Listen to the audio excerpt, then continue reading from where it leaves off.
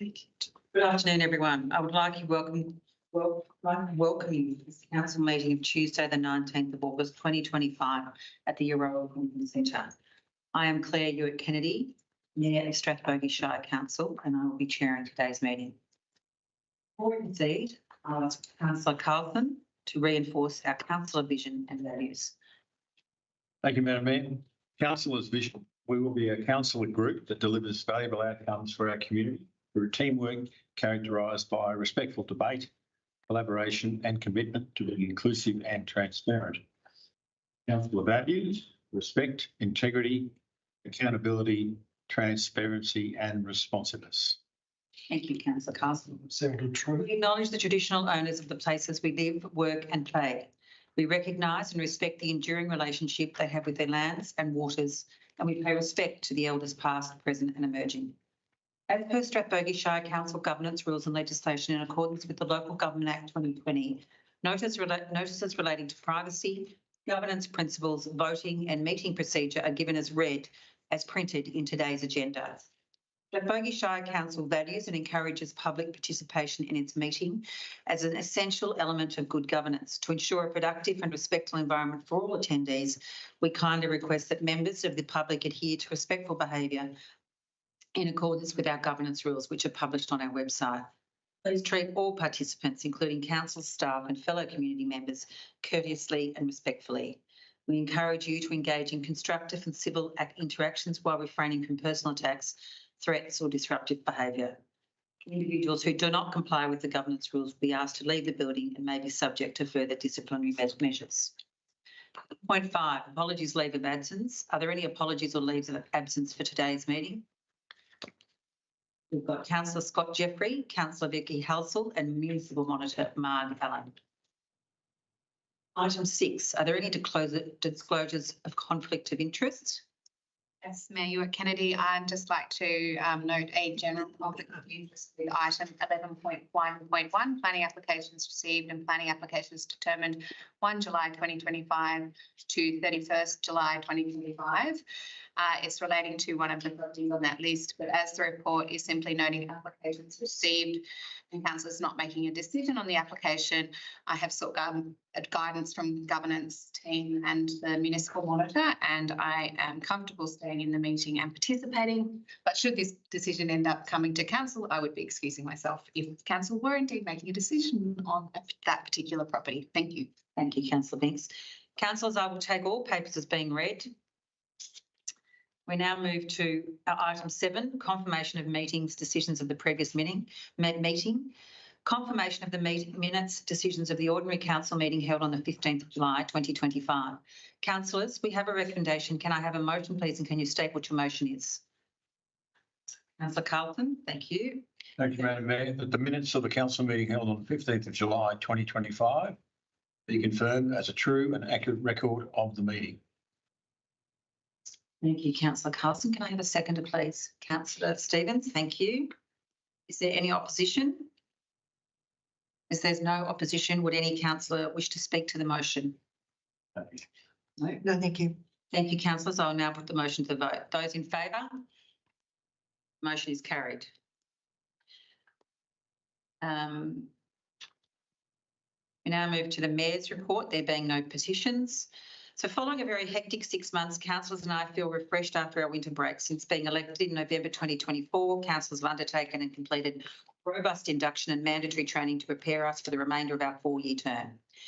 In just our first 6 months, we've made tremendous progress, particularly in meeting our governance obligations under the Local Government Act 2020. This includes adopting the 2025-29 Council Plan and other strategic documents, refreshing our community vision and finalising the 2025-26 budget. Break was well deserved, and I want to thank my fellow councillors and council staff for their support in achieving these important milestones in such a timely manner. Our advocacy work has also continued. In recent weeks, we've introduced a number of initiatives and attended key meetings to advance our advocacy strategy. We've filmed videos for Chinaman's Bridge, as well as a video explaining our general approach to how we advocate. CEO Katroki and I met with Helen Haynes MP, Federal Member for Indi, and Sam Birrell MP, Federal Member for Nichols, to discuss our advocacy priorities. We spoke with Dr Haynes about the financial pressures facing rural councils and how we can position Strathbogie Shire through advocacy to access funding opportunities. Meeting in partnership with all levels of government is vital to ensure that the local voice is heard and regional priorities are presented clearly. As a representative of the Hume region, I also met with representatives of the 12 councils in our region to discuss advocacy priorities and nominate collective motions to be put to the Municipal Association of Victoria, MAV, State Council in early October. The motions are included in our agenda today for you all to see.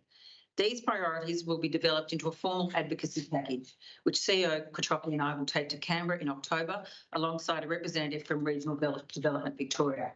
We'll meet with federal ministers and shadow ministers, and this same package will also form part of our preparation for the state government election in late 2026. Earlier this month, Councillor Laura Binks, CEO Kotropi and I attended the Rural Councils Victoria Conference in Yarrawonga. Rural Councils Victoria represents regional councils that face challenges not experienced in metropolitan areas. The forum provided a valuable opportunity to share ideas, build knowledge and explore ways to coordinate our efforts for better community outcomes. Key themes included regional advocacy, housing reforms, financial sustainability and partnership opportunities for small to medium rural communities, particularly in delivering health services. At our August meeting, Council noted the response to the petition about the Frost Street underpass, which received 883 signatures. Council officers and councillors have now met with petitioner representatives on a number of occasions. Council officers have met with the lead petitioner and representatives and they have been provided with a written response. Today, community representatives also met with councillors regarding their concerns with the removal of the Frost Street underpass. The community briefing provided an opportunity for the councillors to hear from the community about their concerns with safety, connectivity and inclusive access in and around the rail corridor. The decision to remove the underpass was made in June and has now been implemented by Inland Rail as part of their station precinct works. 2 new fully accessible underpasses are being built in the precinct to improve safety and connectivity. Council will continue working with the community and project partners through the Euroa Railway Precinct Master Plan to deliver better access and connections across the rail corridor. The state government's Emergency Services and Volunteers Fund will hit our community hard and we continue to advocate on your behalf. In today's meeting, there is a recommendation to continue the advocacy at both the local and regional level. And as a first priority, we are advocating strongly to the government to introduce legislation to fully repeal the Emergency Services and Volunteer Fund Act 2025 and reinstate the Fire Services Property Levy framework previously in place. Finally, drought advocacy remains front and centre for our council. Several councillors and I attended the Agri-Wellness Euroa event on Friday the 8th of August. Events like this support our farmers through the ongoing dry conditions with excellent guest speakers sharing practical advice to keep farms running through drought. I'd now like to, before we move on, I'd like to invite any councillor who would like to make a brief verbal report to the meeting. Councillor Carlson. Thank you, Madam Mayor. I also attended the drought forum on Friday the 8th of August, which is still hanging around and of great concern. One significant development is that the Shire Council has participated as representative of this council on the Regional Library Corporation, participated in a resolution of the funding agreement for the new structure, which might sound a little bit boring, but it's quite radical and quite aggressive for the library, the coming library organisation. We have until the 1st of July next year to implement the structure and put it in place. The 3 member councils, Moira, Shepparton and us, will be dealing with the issue in their September meetings. And it's unfortunate that also at the same time the Chief Executive Officer of the corporation has resigned. So that will also take some time to have that position filled. Possibly 6 months, I should imagine, by the time the person actually arrives at work. So there will be a short pause in the progress of this while we resolve that matter. Thank you, Madam. Thank you, Councillor Carlson. Would any other councillor like to make? Yes, Councillor Stevens. Thank you. Just 2 things really quickly. The cuppa with the councillor, I think, is going very well. I've attended the one at Avenel, the one at Euroa and the one at Longwood the other day. There are others planned right throughout the Shire, so hopefully the community will continue to engage with us and take up the opportunity. I don't think there's been any massive surprises. I think what we're hearing from the community are pretty much what we anticipated, but it's fabulous to have that interaction and face-to-face. And the other thing is I attended the Road Safety Golden Valley meeting up in Shepparton the other week. I'm the representative on that committee, and there's a preventative program. It's a safety issue that's being rolled out. Statistics show that the two main contributing factors to particularly death and serious injury on our roads is speed and also distraction, mobile phones. And this particular program is dealing with the distraction issue, and there's some fantastic posters that are being made available to us free of charge to the Shire, and we're going to be distributing them throughout the whole Shire in prominent places to bring awareness to get off the phone when you're driving, basically. So I think it's a great initiative, and Strathbogie, I think, is only the second council in this area that's taking it on. So just for your information. Thank you. Councillor Stato. Any other reports? No? Okay, we now move to item 10, which is public questions. Thanks to all those people who submitted questions for the meeting today, and a reminder to submit your questions 30 hours prior to the council meeting. CEO Katroki, we will now proceed with our public questions. Thank you, Mayor Kennedy. We've received quite a number of questions tonight regarding the Frost Street underpass. And I just wanted to note that since making the decision in June, there has been that opportunity and a number of meetings with community. There was actually one earlier today with the opportunity for community representatives to meet with the council group to share their concerns about the removal of the Frost Street underpass. Submitters of the questions are provided the opportunity to ask their question or have their question read out by the CEO, and officers will provide a response to the questions. Our first two questions come from Katie Williams. Ms. Williams, you're in the audience. Would you like to come up and read out your questions?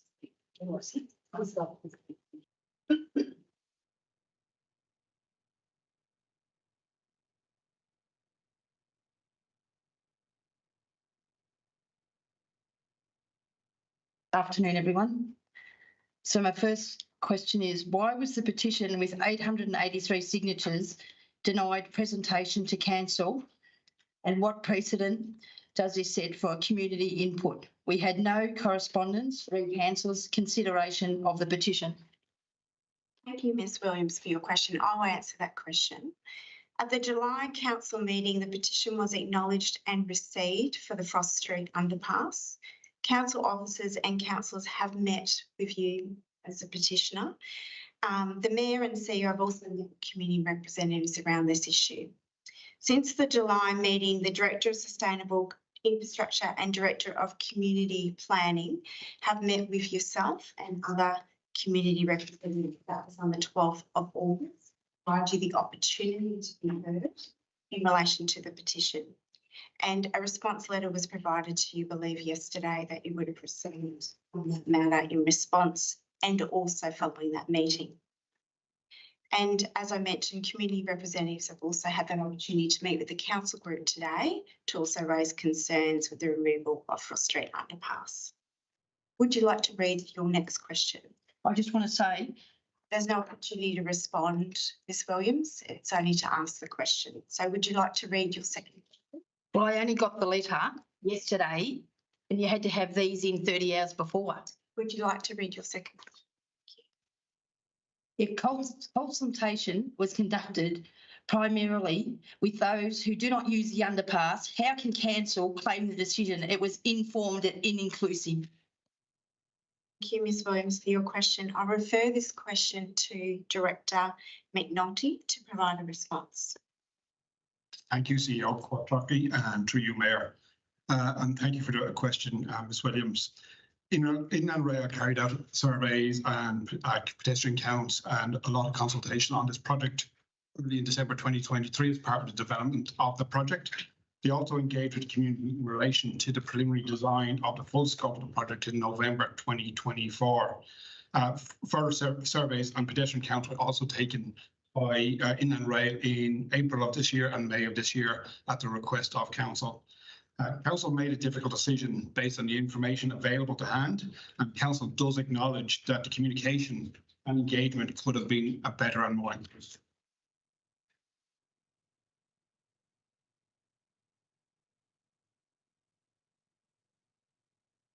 Next, question is from colleague Vito, if you would like to.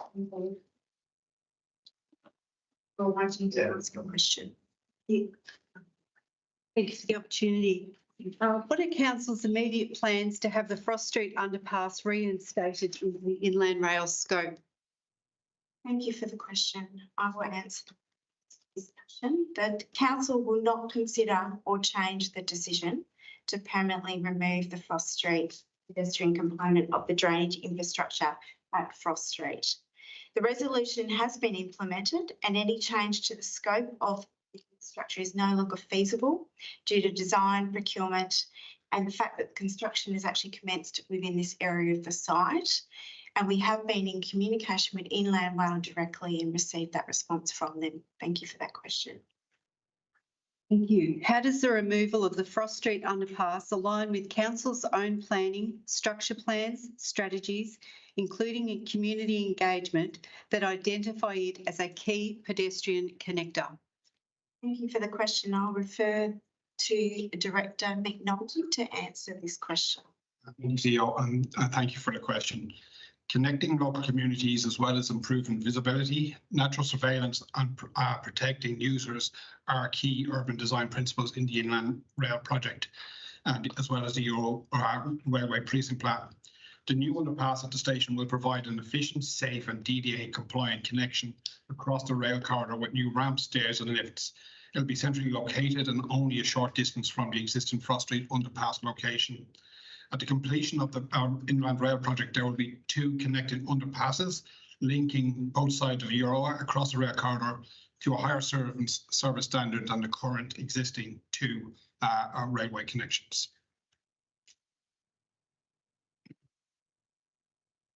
Next 2 questions come. I will remind the public gallery that I will ask people to remove if they call out. It's really distracting while we're trying to run a meeting, particularly when we've got it being shared, what do you call it? Streamed. Thank you. So can we just be respectful? Thank you. Our next 2 questions come from Vanessa Williams. If you'd like to approach the table to ask a question.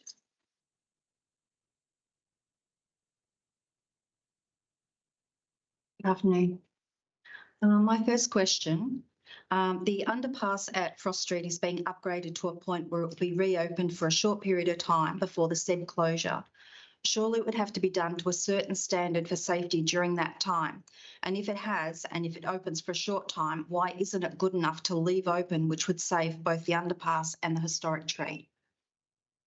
Thank you, Ms Williams, for your question. I will refer that to Director McNulty to provide a response. Thank you, CEO. Through you, Mayor, and thank you for the question, Ms Williams.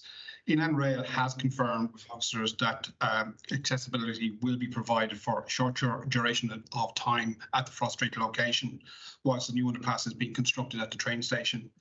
This is not an upgrade and it will not be upgraded from what was there historically. It's just providing access again at that location. The existing drainage infrastructure has been removed and will not be replaced in the short term, so there will not be any pumping station or any future drainage connection at that point, and there will not be any formal drainage going forward. This is a temporary solution just to provide accessibility whilst they're constructing, and it will not be built to a standard to be used as a ongoing full-time solution. My second question. Did anyone approach Inland Rail and ask their designs and engineering team to find a solution that suits all parties? Director McNulty, if you could answer, please. Thank you for the question. Yeah, council officers regularly meet with Inland Rail's design team in relation to all aspects of the project, and we meet with them on an ongoing basis. This included ongoing discussions and a review of all options in relation to the underpass for a duration of a number of weeks. Representatives from Inland Rail attended council briefings on a regular basis as well to discuss this and update on the status of the project. Council considered information and these options as part of their decision. And again, it was a difficult decision and council have made their decision and it has been action by Inland Rail. Thank you. Next two questions come from Neil Brown. Neil, I just want to confirm that you are actually in the gallery, and if you wanted to ask your questions, you've said here that you did not want to. You'd like to have them read? Thank you. First question is, can council provide a full timeline of engagement and decision making related to the underpass removal, including who was consulted when and how? And I'll refer this to Director McNulty to provide a response. Thank you, Director McNulty. Thank you, and thank you for the question. Inland Rail has undertaken consultation in relation to the project and rail corridor project since 2019, with specific consultation on the design starting in November 2024. And we were initially approached by Inland Rail in June up to August of 2024 to consider removing the Frost Street underpass from the scope of works. No decision was made at this time due to the lack of detailed design and lack of information, and council asked for further information at the time. Council staff were approached again in April of this year to consider the removal of the Frost Street underpass from the scope of the Inland Rail project. Representatives from Inland Rail have provided briefings directly to council in April, May and June on the project, as well as specifically in relation to the proposal to remove the Frost Street underpass. A formal request was submitted to council in May 2025, requesting the council approval from council to remove the Frost Street underpass from the scope of works. At the request of the council, officers met with members of Euroconnect and with Memorial Park Management Committee in a short duration of time to try and gauge community feedback. And this was prior to making the decision. Thank you, Director McNulty. I'll now read the second question out, Mr. Brown. Who authorised the scope change? Why and when was the Frost Street underpass removed from the inland scope? And which body offered financial incentives to support this decision? I'll refer this to Director McNulty to respond. Thank you, CEO, and thank you for the question. As mentioned earlier, previously, council received a formal request from Inland Rail to remove the Frost Street underpass from the scope of the project in May 2025. This was considered by council at their meeting in June. The decision of council at the June meeting accepted Inland Rail's request to remove the underpass from the scope of work and the financial contribution in lieu of the new asset. This contribution is towards future works in relation to the Euroa railway precinct.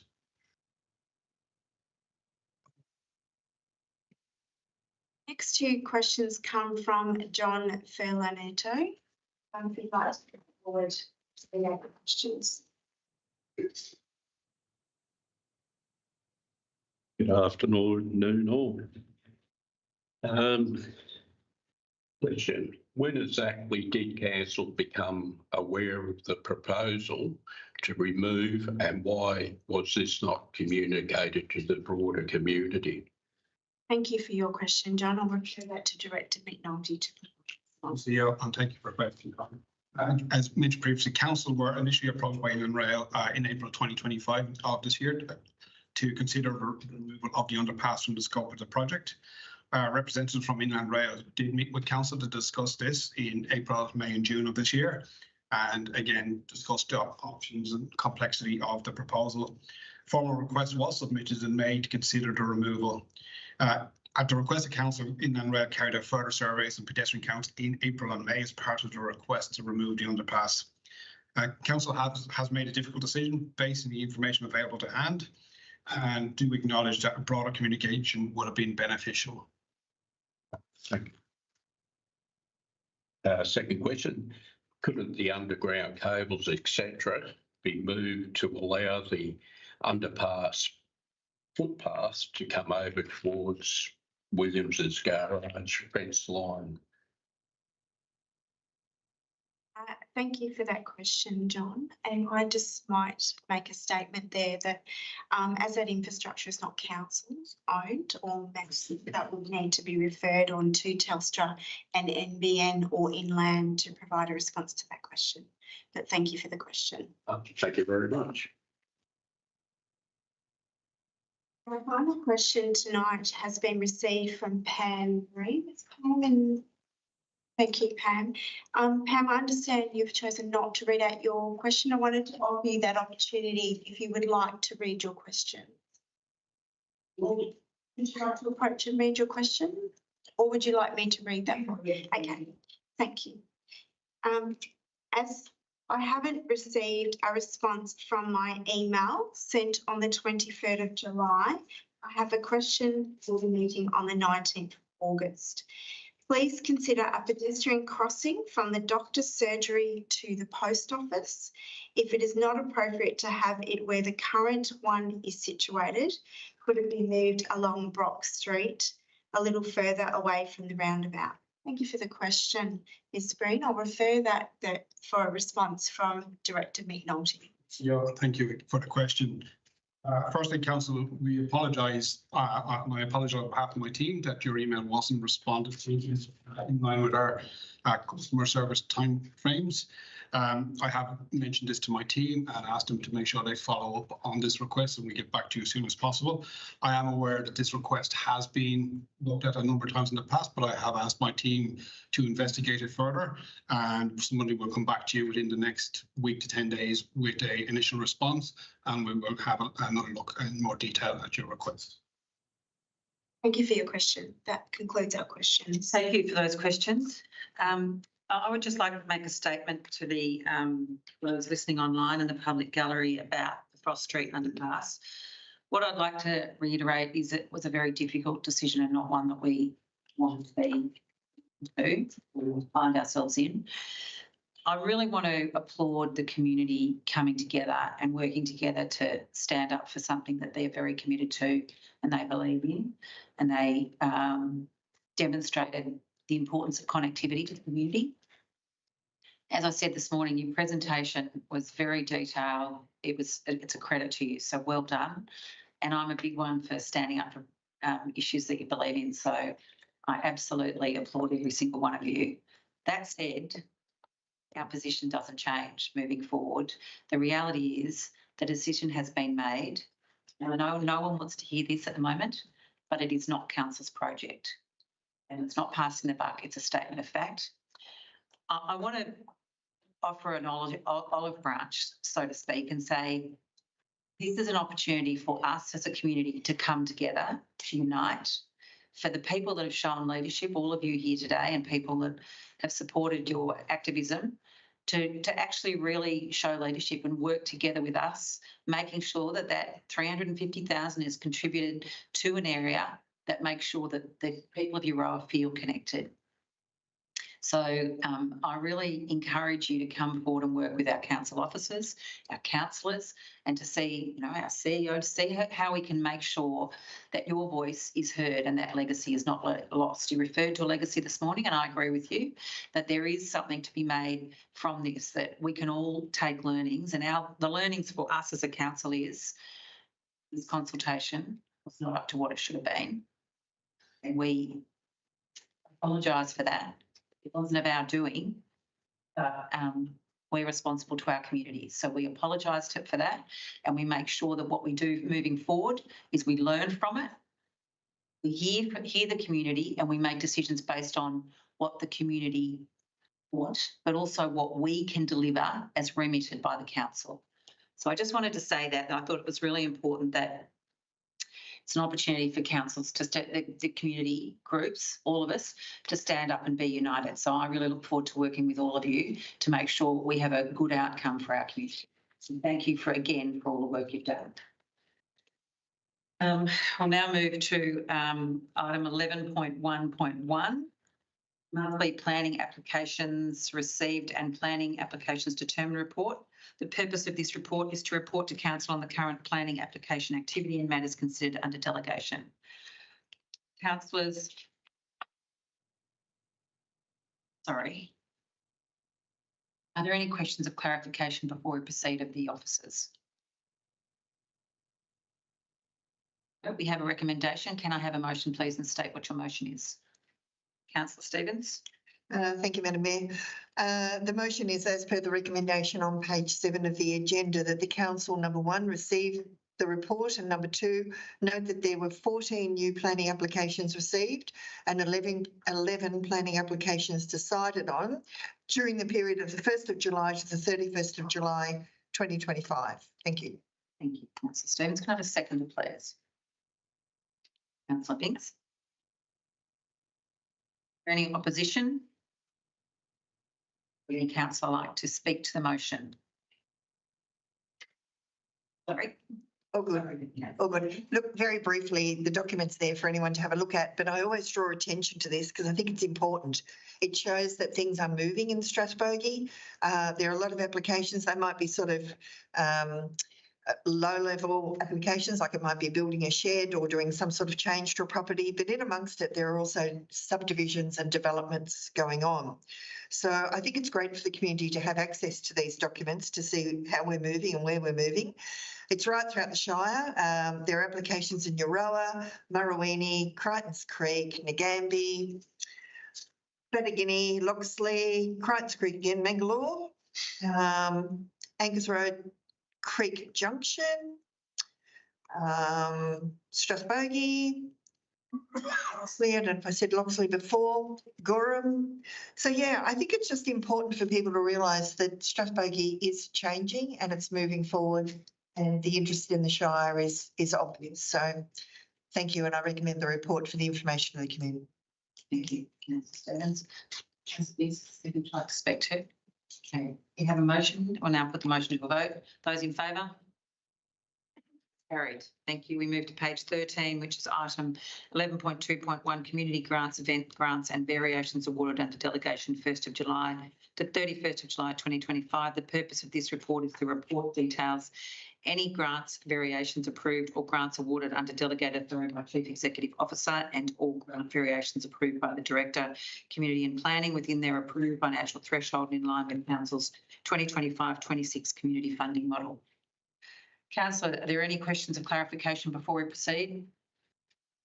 No. Councillors, we have a recommendation. Can I have a motion, please, and state what your motion is? Councillor Binks.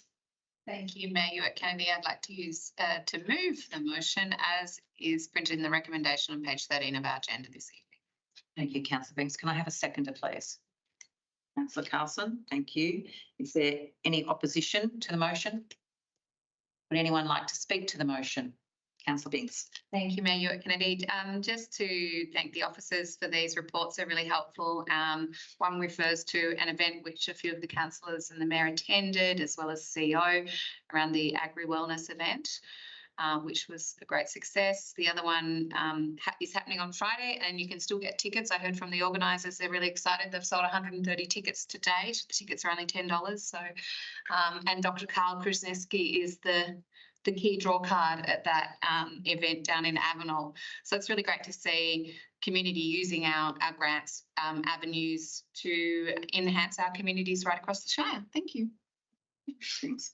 Any other councillor like to speak to it? Councillor Carlson, just a second, or will you reserve any? No comment. Thank you. I will now put the motion to a vote. All of those in favour? Motion is carried. Now move to page 18. 11.3.1, Cross Street Underpass response to petition received 15th of July 2025. The purpose of this report is to provide an update to the response on the response to the public petition received on the 30th of June 2025 and the subsequent resolution made by Council on the 15th of July in relation to the petition. Councillor, are there any questions of clarification before we proceed? Let's clarify with the CEO that in the recommendations there's note that officers will provide a written response to the lead petitioner, but I understand that that has been provided. That's correct, Councillor Briggs. So the time of drafting the report, the response had not been provided or the meeting had not occurred. So now the letter has actually been provided to the lead petitioner. Thanks for that clarification. Any other clarification? No. Councillors, we have a recommendation. Councillor Carlson. Thank you, Madam Mayor. I move the recommendation that 1, Council note the officers have met with the lead petitioner and other representatives. Note that the decision to permanently remove the Frost Street underpass has now been implemented by Inland Rail. And 3, note that the officers have provided a supplementation commission a written response. will be- Thank you, councillor Castle. Do I have a seconder? Councillor Binks? Is there any opposition to the councillor Holloway? Councillor Thank you, Madam Mayor. Carlson, would you like to speak to the motion? Yes, please. We've had a fairly intense discussion today with the petitioners, and also, of course, has occupied any amount of time between the officers and the petitioners. This is a formal response in terms of dealing with the petition. And in that sense, it's very routine. There's been many questions tonight from the gallery regarding this matter. But the reality is, and I think that I think Madam Mayor has articulated our position particularly well, despite all the shortcomings and people may have perceived this in terms of the decision-making process. The fact is, the decision has been made, the train has left the station, and it's now time for us to be whatever positives we can out of any future consultation, which we admit in this particular instance was not as it should have been, not to our standards that we would normally require. So having said that, I move the recommendation, Madam Mayor. Councillor Binks, as a seconder, would you like to speak or reserve your right? I'll reserve my right. Thank you. Thank you, councillor Binks. Councillor Holloway, would you like to speak? Yes, thank you. This motion represents a notation of three things. The first and third are indisputable in that officers have in fact met with the lead petitioner and in fact did provide a written response. However, there's still an air of uncertainty regarding the second notation, namely that the decision to permanently remove the Frost Street underpass has now been implemented by Inland Rail. While Inland Rail has warranted the veracity of this to council, there is still uncertainty within our community group around it. The Frost Street 883 and Rising Community Group, in briefing our council, believe there is still a remaining avenue to revisit it, and have inferred that their own meeting with Inland Rail did in fact leave this door open. While I think that this is extremely unlikely from a project perspective, I'm greatly concerned that there be any appearance whatsoever that this chamber is shutting the door on the issue before all facts are conclusively known and in the public sphere. This motion, I feel, may be perceived as attempting to shut that door. Therefore, regretfully, I must oppose the motion. It being a pro forma notation, there's absolutely no time constraint surrounding it. There's no need to pass this motion at this meeting versus, say, the next. There's no net gain to our community by acting now. I believe there is a net gain to our community to wait. For one, the Frost Street 883 and Rising Community Group has requested a tripartite meeting between themselves, council, and Inland Rail, and to my knowledge, Inland Rail is open to this.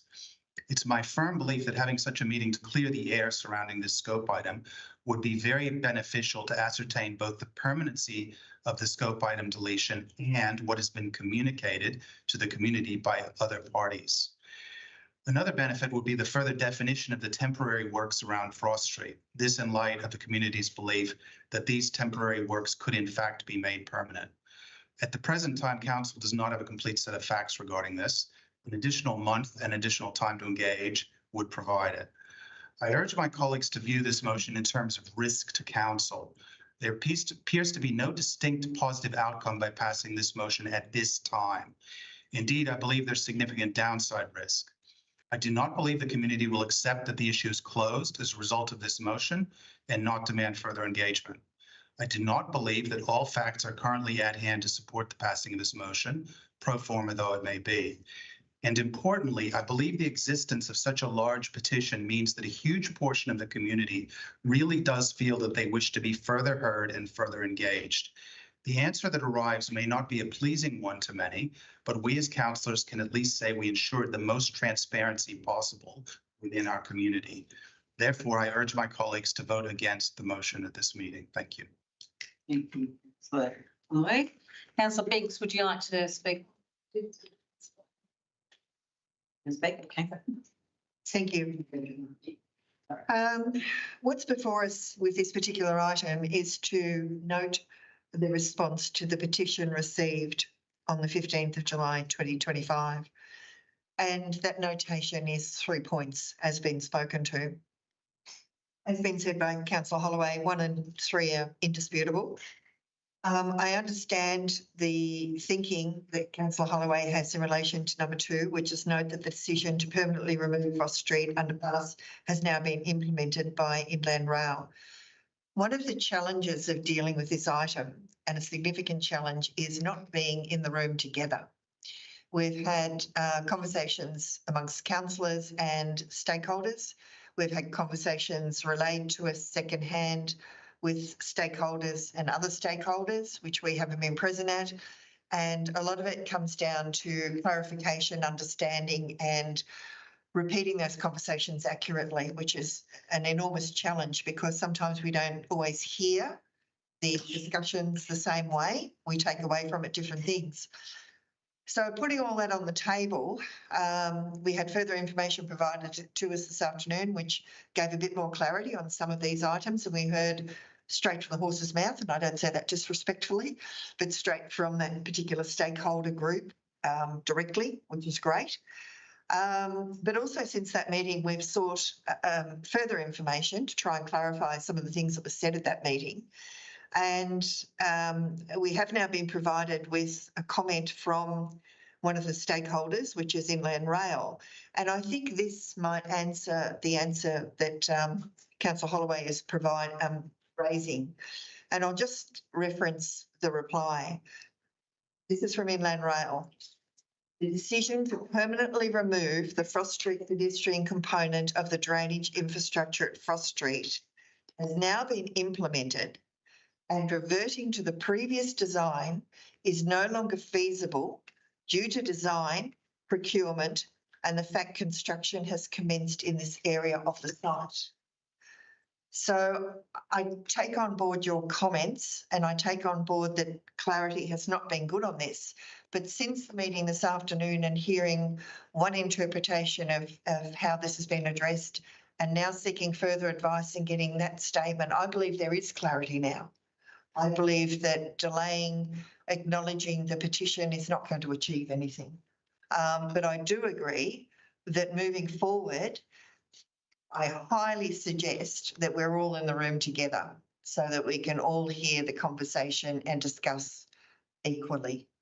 So for that reason, I support this particular recommendation. I think the clarity is now with us, and that is from Inland Rail. Thank you. Thank you. I'm just going to make a statement too, Chief Preceptor.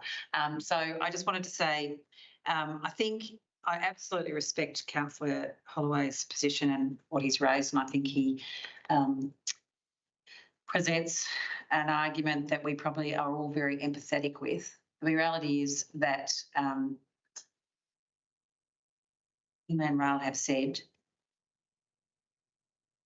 implementation has commenced and there is no way to revert that decision. So we have to be able to move on, and I again implore our community to work together in a positive, constructive way that makes sure that the community feels connected and it's accessible and inclusive for everyone.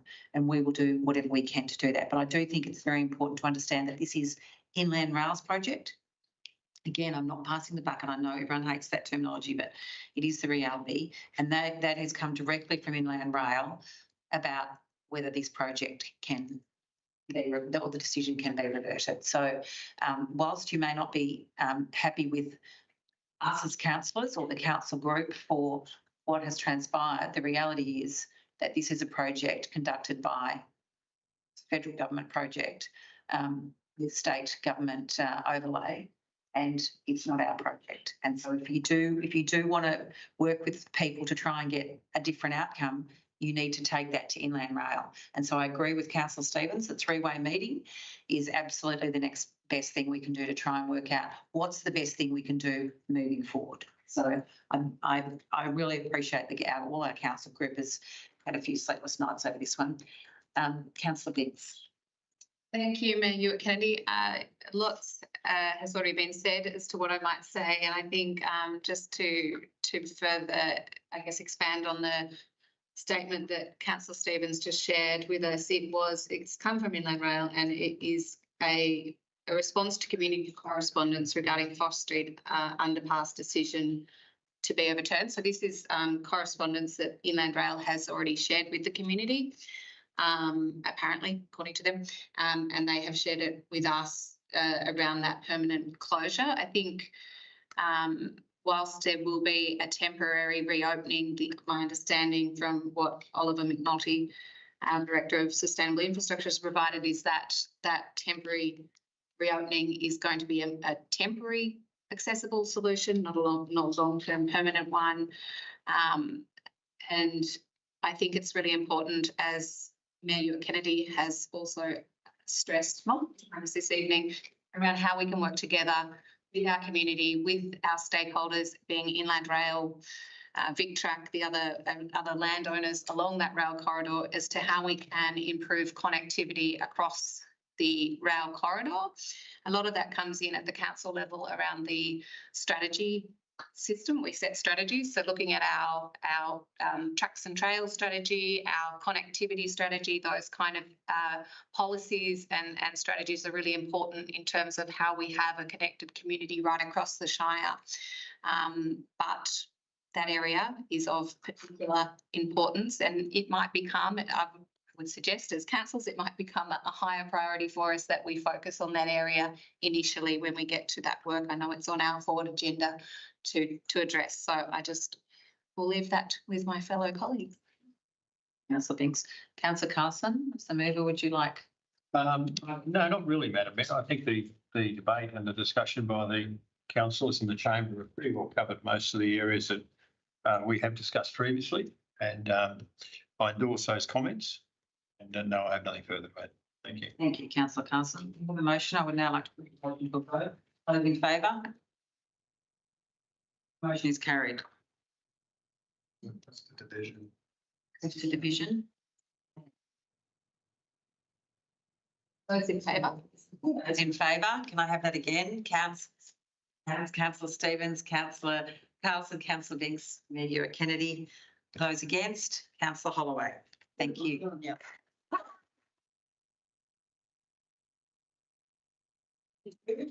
11.4.1 Municipal Association of Victoria MAV State Council motions. The purpose of this report is to seek Council's endorsement for the submission of 5 motions to the Municipal Association of Victoria MAV State Council meeting scheduled for Friday the 10th of October 2025 on behalf of the Hume Region Local Government Network, which I should add I am the chair of as it's Strathbogie's turn. So this has been a lot of work coming. Okay. Councillors, are there any further questions or clarifications before we proceed? No? Councillors, we have a recommendation. Can I have a motion, please, and state what your motion is? Councillor Binks. Thank you, Mayor Kennedy. I would like to move a motion as is printed in the recommendation on pages 24, 25 and 26 of our agenda this evening. Thank you, Councillor Binks. Can I have a second, please? Councillor Carson, thank you. Is there any opposition to the motion? No. Would any councillor like to speak to the motion?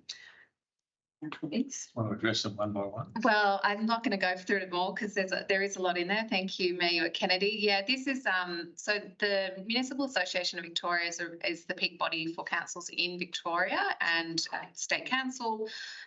Councils are invited to move motions that they wish the state body to advocate on behalf of councils across Victoria. The Hume region putting a submission together is a really strong move because it represents the region, and so it's likely to gain greater support because it has the backing of the council grouping from this region. And I really commend the work that the Mayor has done to get us to this point. The Emergency Services and Volunteer Fund, Motion 1, this is a really straightforward. It's consistent with Rural Councils Victoria's advocacy, just asking for the state government to reconsider how they are progressing with that. Drought support, we know, is ongoing and in need, and the criteria that has been provided in how people can access that perhaps isn't the most user-friendly or effective. There's some real barriers to being able to actually access the drought relief funding. So getting some better eligibility and clarity around that is really important. And the one, well, financial sustainability is an ongoing issue for all councils, but I would say particularly the small rurals. We heard about this at the Rural Councils Victoria Forum, and it's really critical that there is this return to that 1% of Commonwealth tax revenue for the federal assistant grants that has totally eroded councils' ability right across Australia to be able to deliver to their communities. It's something that the industry has been advocating for a really long time. And it's unfortunately one of those squeaky wheels that we just need to keep on keeping on at. I think one of the ones that I reckon is a real sort of possibly a bit of a silent liar in there is these fees increases for mining and quarry sector. And so there's there's been a suggested increase to these. There is a increase to fees for the mining and quarry sector, and the impact that will have on councils in it being able to access the materials that we need to be able to maintain our roads is, I believe, potentially going to be a huge impact on councils' financial sustainability down the future. And I don't think it's one that's actually been thought through very well or within a much foresight by the Victorian Minister of Energy and Resources because of that ongoing impact and the fact that if these increases to fees are happening to the quarries that we get our road base from and all those really important things to maintain our road network, it's going to be passed on to us, and the number of roads that we're going to be able to maintain is going to be heavily impacted, I believe, and I just don't think it's been really considered. So that's one I think is probably the most important one in there. There's also one around planning reform as well, which it's always great to get around planning. So yes, I thank you for your work on this, Mayor Kennedy, and I hope my colleague councillors will support me in this motion. Thank you, Councillor Binks. Councillor Carson, would you like to speak to the motion or reserve? Just briefly, Madam Mayor. Look, it's a very voluminous motion, as you can see, and addresses some of the immediate issues of the fire services levy and obviously the funding for the drought issue that we're confronting across the state. But the major problem that it's trying to address, and we wish the CEO and the Mayor good luck when they go down there with the crowd.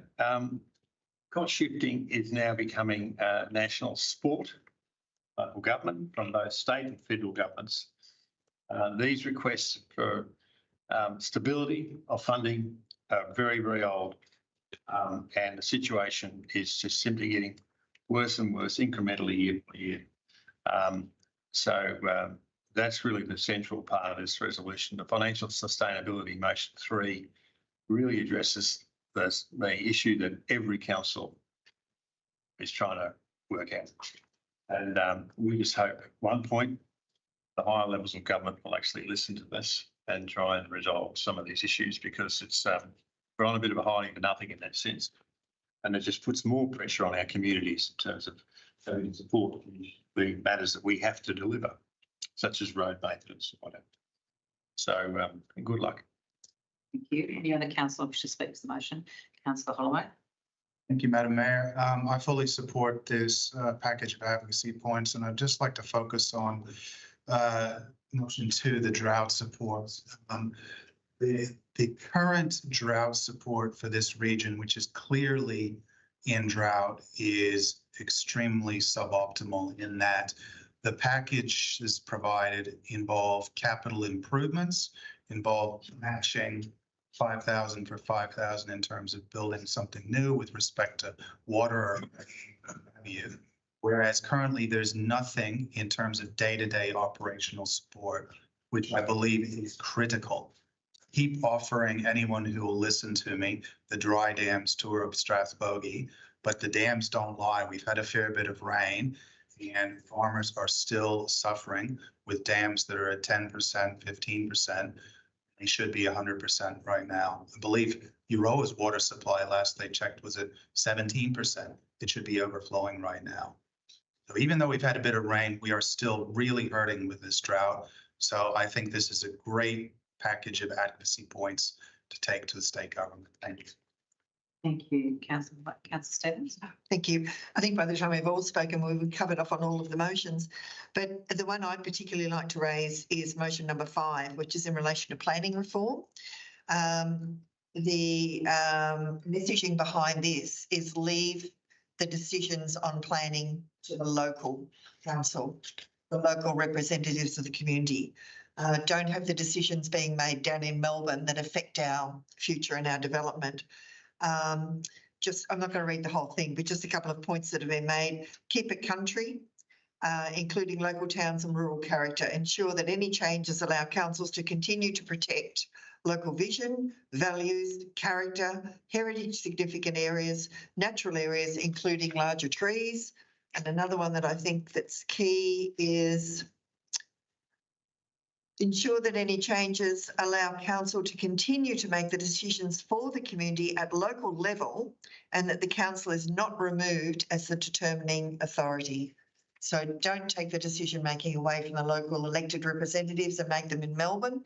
Let them be made here locally. And that applies across the whole state of Victoria, obviously.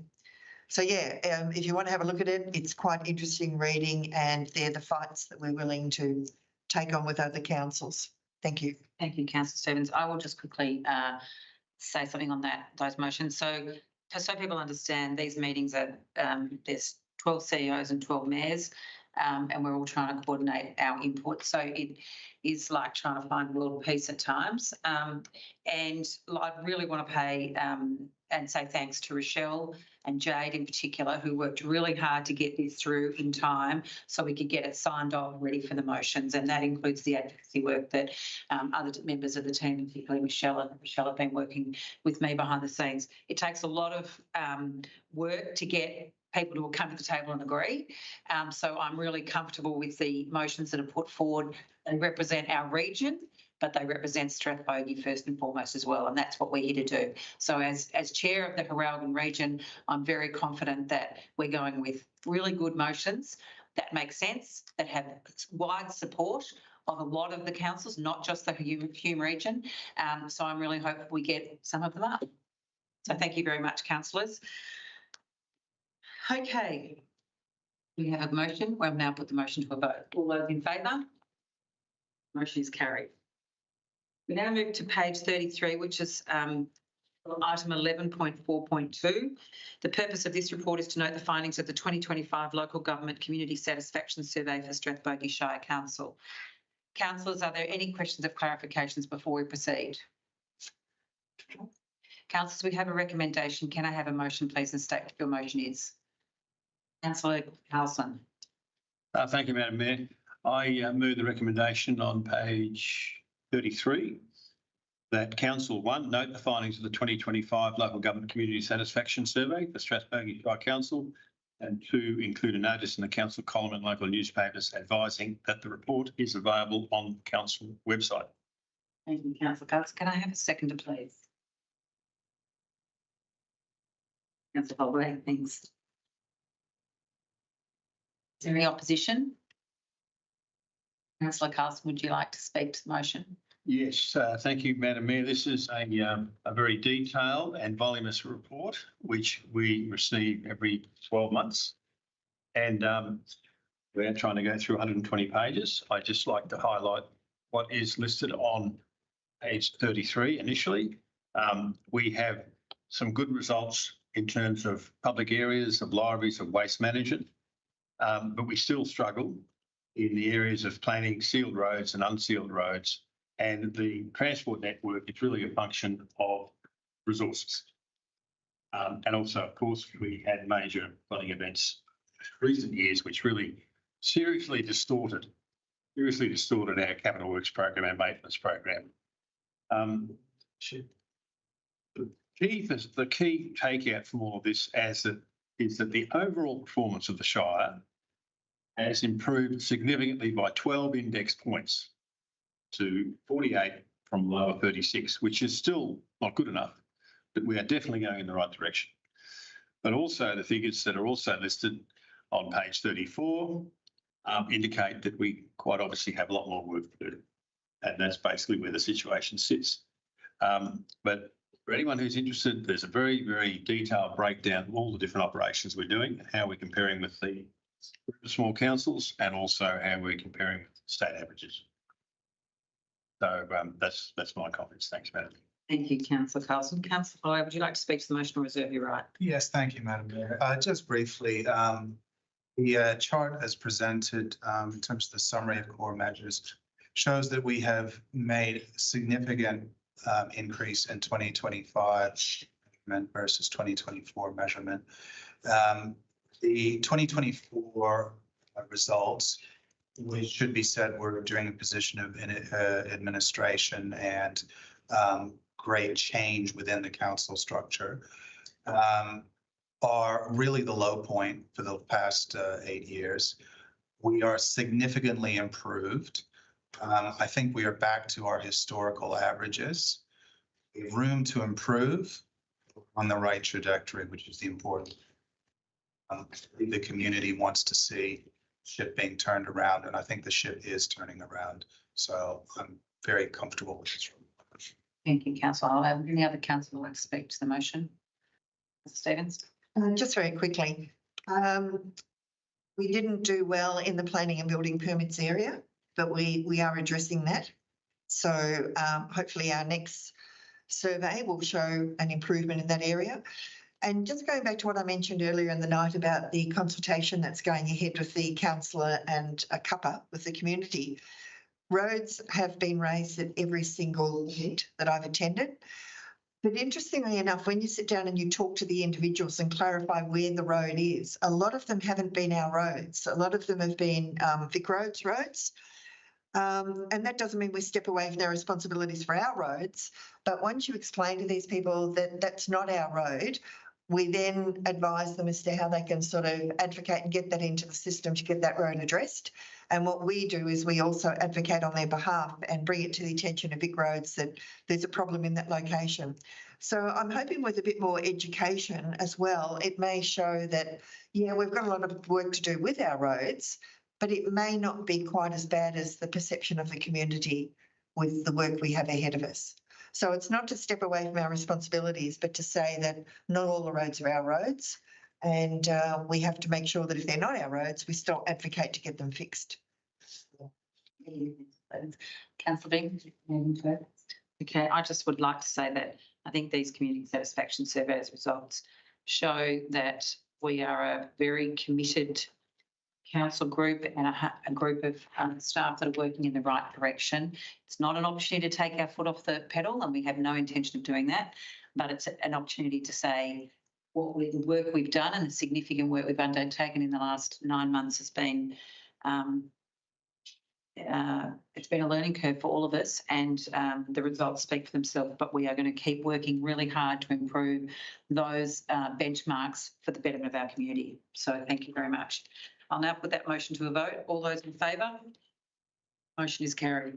We now move to page 164, which is the Parliamentary Inquiry into Fraud and Corruption Control in Local Government. The purpose of this report is to inform the community of the evidence given by the Chief Executive Officer and Deputy Mayor to the Public Accounts and Estimate Committee's inquiry into fraud and corruption controls in local government. Councillors, are there any further questions of clarification before we proceed? No. Councillors, we have a recommendation. Can I have a motion, please, and state what your motion is? Councillor Carlson. Thank you, Madam Mayor. The recommendation of Council note the written submission to the Public Accounts and Estimates Committee inquiry into fraud and corruption controls in the local government report. Councillor Carlson, can I have a second, please? Councillor Binks, thank you. Is there any opposition? Councillor Carlson, would you like to speak to the motion? Well, not being actually at the meeting, it might be appropriate if the CEO could enlighten the meeting as to just what actually occurred in short statement. Thank you. Happy to, Councillor Carlson. Back in 2019, Strathbogie was involved in the VAGO audit process that actually was with 4 other councils, which included Wyndham Council, Shepparton Council and Wellington. The 4 of us were actually invited to a parliamentary inquiry. We were the first session of the day.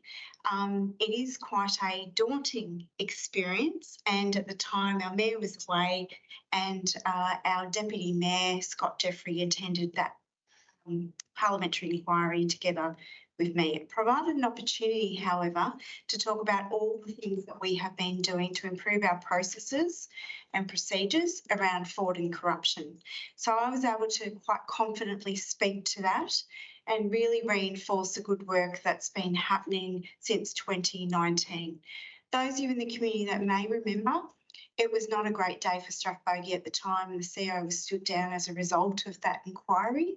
But since that point in time, I can say to you now that we've got really good integrity, good governance and transparency, particularly in relation to any fraud and corruption. We've got great training for our staff, our council group as well. So it was really actually an opportunity to talk about all the things that have been happening in council accounts. One thing that I do reflect on is other councils weren't in the same light, and it's not great to often watch your colleagues go through that. But there were some learnings still from that and taking away and things that we continually to improve and don't take our finger off the pulse and ensure that we provide that good governance and integrity. But thank you for the opportunity to speak to that item, and I think it's really important these integrity bodies are there to really monitor the performance of council over time, and it reminds us about our accountability and our obligations as well. Thank you, CEO Quattrocchi.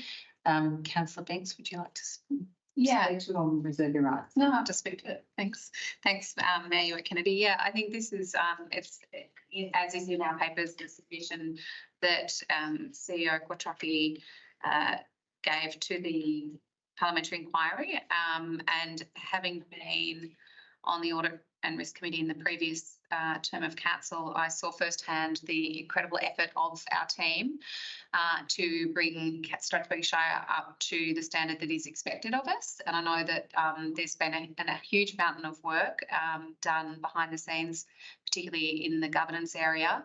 And yeah, both with the training of staff, better procurement policies and procedures, the different gifts and benefits sort of structures that we have, and purchasing cards that we don't have, and all those I guess tools that we have implemented as a result of that Fargo report from 2019. And I would just really like to thank both the Audit and Risk Committee, the external members, but also the staff that have supported them on that journey, because I know that there's been an absolutely mountain of work that has been done to achieve this result. And I'd really like to thank both the CEO and the Deputy Mayor for their presentation at this inquiry on our behalf and our community's behalf. Thank you, Councillor Banks. Would any other councillor like to speak to the motion? Just quickly say, I also want to thank CEO Quattrocchi and Deputy Mayor Jeffrey for standing in whilst I was on leave. And from all accounts, from the briefing I had the day after I got back, was fairly big lead up to it, in the sense that the staff were put under a fair bit of pressure and a very small space of time. So I want to say thanks to all the executive team that contributed to our response, and it's very pleasing to see that Strathbogie is involved in something like that for good news. And we continue that moving. Thank you very much for all the hard work from the team. We'll now put that motion to the vote. All those in favour? Motion is carried. We now move to page 172, which is item 11.4.4, S6, Instrument of Delegation to Members of Staff. The purpose of this report is to update changes to the S6 Instrument of Delegation of Members to Staff due to organisation changes and specific legislation. Councillors, are there any questions of clarification before we proceed? No. Councillors, we have a recommendation. Can I have a motion, please, to state what your motion is? Councillor Binks. Thank you, Mayor Kennedy. Yes, I'd like to move a motion as is written on the recommendation on page 172 of our agenda this evening. Thank you, Councillor Binks. Can I have a seconder? Councillor Holloway, thank you. Councillor, is there any opposition? No. Councillor Binks, would you like to speak to the motion? Very briefly to say this is a really important part of our process, in that we delegate these instruments to our staff so that we are not here forever doing all these things. These are really important processes in local government, and yeah, part of the job. Thank you, Councillor Binks. Councillor Holloway, would you like to speak or reserve your right? Only to say that this is very pro forma and very housekeeping, but to echo Councillor Binks, very necessary for the smooth runnings of council. Thank you, Councillor Holloway. Any other councillor like to speak to the motion? Councillor Stevens. Just quickly, and just to give an example of the type of things this is, there are changes in legislation all the time. So therefore, we have to update our documentation and our authorities all the time. One example is that there's a replacement of a previous act. There was the Cemeteries and Cremoria Regulations of 2015. And now it's been replaced with Cemeteries and Crematoria Regulations 2025, which came into operation on the 15th of June 2025. So just that example shows the breadth of involvement that the staff have doing their everyday business, and they have to be authorised appropriately and up to date with everything to perform those duties appropriately. That's what it's all about. Thank you, Councillor Stevens. Any other councillor like to speak? No, I'll now put that motion to a vote. All those in favour? Motion is carried. We now move to item 11.4.5, page 270, S11A and S11B, Instrument of Appointment and Authorisation. The purpose of this report is to update changes to the S11A Instrument of Appointment and Authorisation Planning and Environment Act 1987 and the S11B Instrument of Appointment and Authorisation Environment Protection Act 2017 due to organisations and specific legislation. Councillors, are there any questions of clarification before we proceed? We have a motion. We have a recommendation. Can I have a motion, please, and state what your motion is? Councillor Holloway. Madam Mayor, I move that the motion be the recommendation as printed on page 270 of our agenda. Thank you, Councillor Holloway. Can I have a seconder, please? Councillor Binks, thank you. Is there any opposition to the motion? Councillor Holloway, would you like to speak to the motion? My comments are almost exactly as per the previous motion. This is a pro forma housekeeping item, but very necessary to keep our operations running. Thank you. Thank you, Councillor Holloway. Councillor Binks, would you like to speak to the motion? You're all over, right. Any other councillor like to speak to the motion? I'll now put the motion to a vote. All those in favour? Motion is carried. We now move to page 277, record of informal meetings of councillors, July 2025. The purpose of this report is to record the record of informal meetings of councillors from the 1st of July 2025 to the 31st of July 2025. Councillors, are there any questions of clarification before we proceed? Councillors, we have a recommendation. Can I have a motion, please? And can you state what your motion is? Councillor Binks, sorry. No worries. Thanks, Mayor Kennedy. I would like to move a motion as is printed in the recommendation on page 277 of our agenda this evening. Thank you. Thank you, Councillor Binks. Can I have a seconder, please? Councillor Stevens, thank you. Is there any opposition? Councillor Binks, would you like to speak to the motion? Just to say again, another, record of what councils, councillors and council staff have been doing in our briefing sessions over the past month, and it also, I think it's really great. It gives you an idea of what matters were considered and who was present, and also our guest speakers, because often we have guest speakers come in and speak with us on various matters. It's a great avenue to transparency and to accountability. Councillor Binks. Councillor Stevens, would you like to speak to it or reserve your right? No, I'll speak to it. Just once again, I think this is a great report for the community if they want to know what your councillors and staff get up to.